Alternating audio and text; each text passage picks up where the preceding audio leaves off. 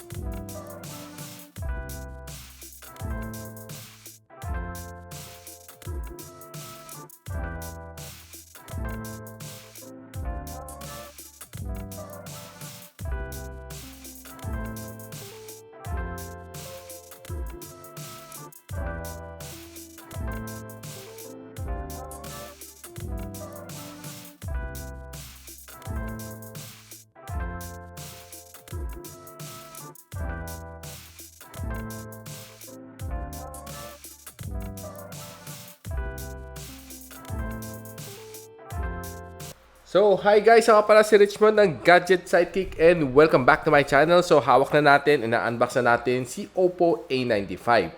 So, sabi ko sa inyo guys na na-intriga na ako, no, kung ano meron dito sa phone na ito.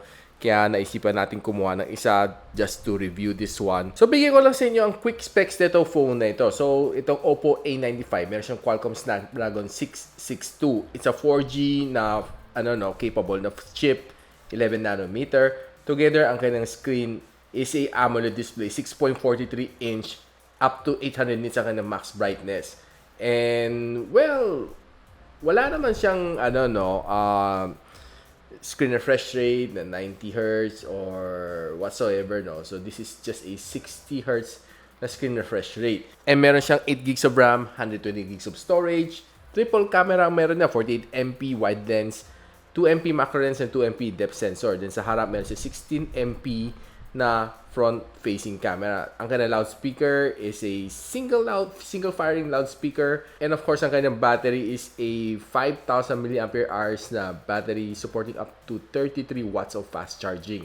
So meron siyang dalawang color, glowing starry black and glowing rainbow silver. Ang meron natin is the glowing rainbow silver. So since nabanggit ko na ang specs na meron ng phone na ito, tingnan naman natin kung ano mga capabilities sa kaya ng phone na ito. So guys, itong Oppo A95, ang ganda niya, no? Out of the box, it's slim, it's sleek, and ang ganda ng kanyang color sa likod. It's parang pag na-touch siya ng ilaw, parang may rainbow finish siya since it's called the glowing rainbow silver. Gusto ko lang kayo pasyalin right now, no, dito sa phone na ito. Sa ilalim meron siyang headphone jack, microphone in, Type-C port, and of course, ang kanyang loudspeaker. Then sa kabilang side, meron siyang volume rocker and of course kanyang SIM tray. Sa ibabaw wala, malinis. And sa kabila is only just the power button. So ito is a in-fingerprint display na fingerprint scanner. It's very much para sa very slim na phone. Tapos meron siyang biometrics na fingerprint, no. So it's under the screen, so very easy to use siya, no. Although I also appreciate yung mga nandito sa sites, it's also easy to access. Also, dito mabilis na din ma-access, and I can say na yung screen niya is hindi naman siya sobrang tingkad. Outside, outdoors, there are times na parang medyo hirap siya kunti na mabasa, no, kasi hindi naman siya ganun kataasan at 800 nits lang pala, hindi pala 8,000. And this one is running on Android 11 with ColorOS 11.1 out of the box, no. It's smooth. can see, okay naman siya, no? Wala namang naging problems kanya. Multitasking, everything's good. So, check natin dito sa refresh rate checker. The maximum refresh rate ng phone na ito is 60 Hz. So, I was wondering, no, kung anong hinahype dito. Since sa ibang channel, masyado nila hinahype to. Akala ko, uy, mukhang maganda to. Mukhang hinahype nila sobra-sobra. And sad to say, ang refresh rate niya is just stuck at 60 Hz. I was expecting kahit paano may 90 Hz refresh rate lang man lang siya, no? And, well, so medyo na-dismaya tayo dyan. And this is how it looks like when you turn the phone into dark mode. It looks nice. Matingkad naman ang colors niya, no, mga fonts niya. Especially when you're using this at night. I prefer na babaan yung brightness para hindi masyadong masakit sa inyong mata. Sa performance naman, sa kanyang benchmark, the Snapdragon 662 is, well, not really that much of a new chip. So, it only got a 204,000 points dito sa Antutu benchmark.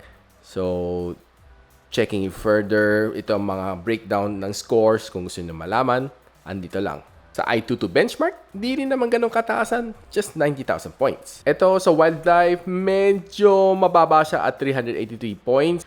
So pagdating sa gaming, I wouldn't say na this is the best phone for gaming.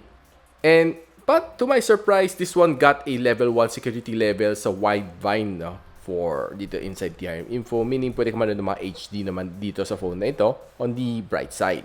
So, tinry naman natin ang fast charging dito sa phone na ito since meron siya 5,000 mAh of battery, can support up to 33 watts of fast charging. Sabi ni Oppo, this one can charge as fast as 30 minutes, 54% na makuha natin dito, no? So, we did drain it down to 14% dito sa, sa Battery Bot Pro. Then, chinarge natin pabalik to 100. Well, of course, using yung kanyang default cable na supplied and default charger. So, natapos tayo in 1 hour and 24 minutes. So, well, it's not as fast as I was expecting since it's just a 33 watts ng charger. So, I'm not quite sure kung paano nila na-achieve half, no, in 30 minutes.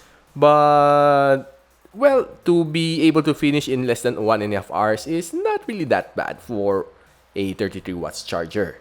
So, on the bright side, watching videos, okay naman siya, bright, punchy naman ng colors. Since this one is a AMOLED display, definitely the black is blacker, the colors are punchier, and yung pag-render ng mga colors is definitely better since it's a AMOLED display. Though the screen is just a little bit smaller to my expectation kasi ako masanay sa mga 6.6, 6.7, this was 6.43. Okay naman siya for some people, but for me, just a little bit smaller. And okay naman ang kanyang punch hole dito sa side. Hindi naman siya ganun kalaki. Hindi naman siya taking too much space away from the screen. And watching videos here, sa Netflix, sa YouTube, okay siya. Was able to enjoy. Though yung speaker niya is not as loud as I expect it to be. Of course, syempre, single firing lang siya. So, let me play some quick music here. And pakinggan natin.